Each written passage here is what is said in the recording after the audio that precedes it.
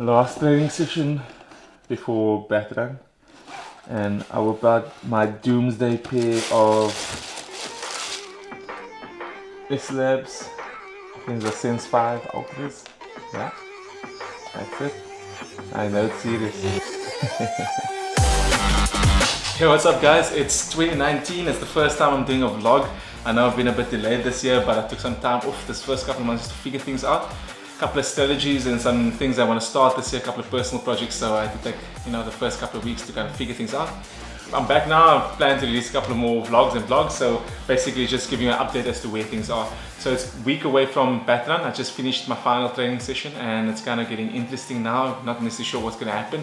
It's a bit of a shorter route, so they've reduced the race length to just the 2 peaks and not all 3 at night. So it should be a fast, kind of furious kind of a go. And we'll see how things go. But yeah, my last couple of training sessions I've had 2 falls. So I'm sitting here with a hole in my hand. I don't know if you can see that. Not ideal. And you probably will notice it's 2019, first vlog, and I'm sporting a new haircut. So yeah, thanks to Zahier at Cut and Play Barber. I'll put a link to his Instagram account below. He's flipping awesome with a fade and looking slick, ready for Batrun. So hopefully he's going to shave a couple of seconds down.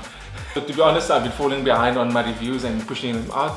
I've got lots of product laying all over the studio over here, and I kind of need to just get those out and actually find the time to do that. I've even delayed my mountain guide assessments because I just was not ready. It was just too many balls up in the air at the beginning of this year. I was trying to do too many things, and I think just a mature decision was to phase some of these and push some of them out and give myself some breathing room. And I did that, and to be honest, I'm pretty happy I did that. So I'll be doing my mountain guide course in May. So the first 2 days of Ramadan, yes, I'll be out in the Matroosberg carrying a very heavy pack. So please pray for me. So there's a couple of pieces of kit that I'm currently working on right now, just to get reviews out, putting some mileage on, taking some test runs and kind of getting a sense of what they're about. The first one is the Ultra Lone Peak 4. So everybody gave me stick last year for saying that the Sense Pro 3 was the best shoe out there, and everybody is saying, hey look, this is the hottest seller right now at the run store.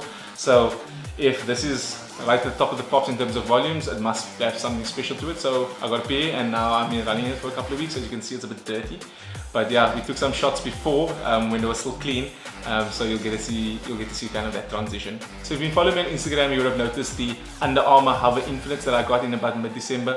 I put out my previous new shoe day a couple of days before that, so kind of missed the boat on this one, and this should have been included in that.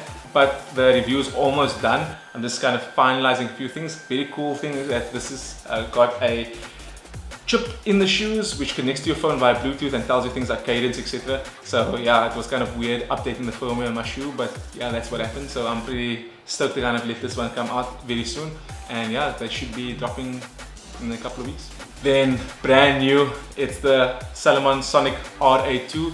It's a road shoe from Salomon. Now the Sonic shoe range was released I think last year or the year before, and it wasn't really met with a lot of praise. So they've gone back to the drawing board and they've released the Sonic 2s, which seem to have a solid update. They've now got 3 shoes in the range. There's basically a racer, a long distance shoe, and then the super cushioned ultra kind of a shoe.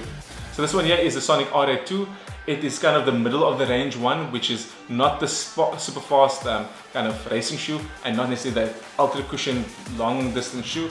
This is perfectly in between, and I think it's probably the type of shoe that I would like to run in. So I got a pair and we're now reviewing these, and I'm looking forward to it. It's like the first kind of feel that I have, and I mean, you guys all know that I'm a Salomon fanboy, and if you didn't, the cat's out of the bag.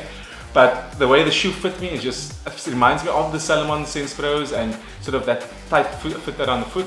But now to kind of see how that combines with kind of a nice road kind of midsole, and yeah, see how that comes together to deliver.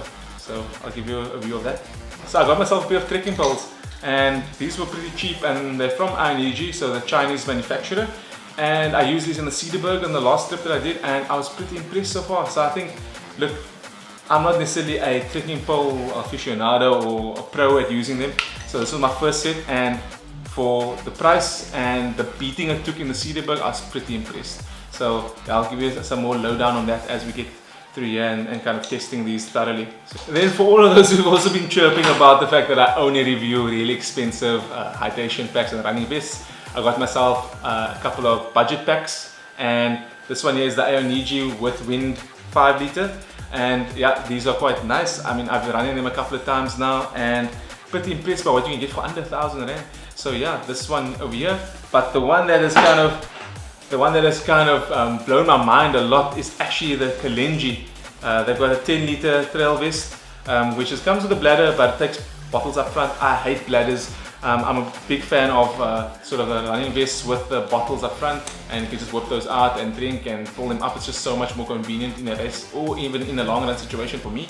So the Kalenji one, yeah, this one I've taken on a couple of runs, and already it's impressed the socks off me, and I think it's definitely, yeah, it's going to get a good review, let's be honest. So I'll put that together and give you the full details on what's going down with that. Yeah, so lots of cool kit that I need to kind of just get my butt into gear and review and put out there. It's just work, life, blogging, training, family, all of those things coming together. Was a bit of a storm in the beginning of this year, but I think I'm kind of past that, so hopefully we'll be able to push out some more content. And please hit that subscribe button, hit that notification bell so that you can find out when the latest posts are up. And yeah, see you guys around, and all the best for all those bat runners out there. It's going to be wild.